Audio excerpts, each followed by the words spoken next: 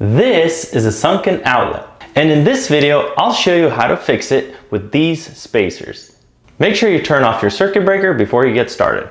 As you can see here, the outlet is kind of sunk in, and not only it looks bad, but that means that your outlet might be loose, and over time plugging it in and out, the wires can come loose and potentially could be a fire hazard.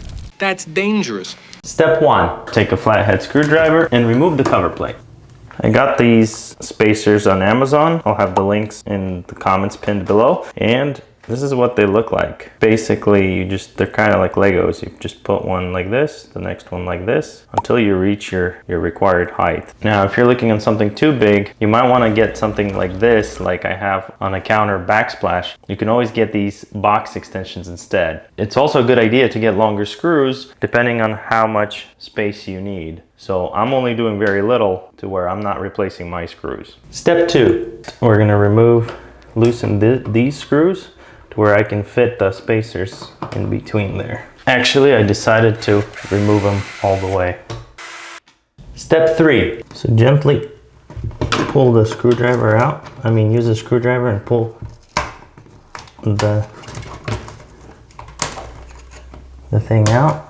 So I'm probably gonna use 4. It looks like I might need, well, let me see. Yeah, here I probably need 4. Here it looks like I might only need 1 or 2.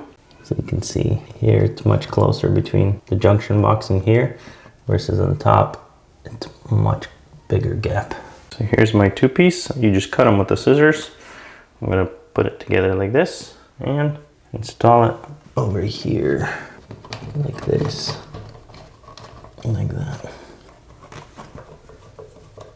And then we'll put the bigger one over here. Oh, it's too big. Put that in there like that, and then screw it in. Tighten both sides. And lastly, put the cover back on. So I'm gonna have to buy a new one because over the years, you see how the cover kind of sticks out and I have a gap now?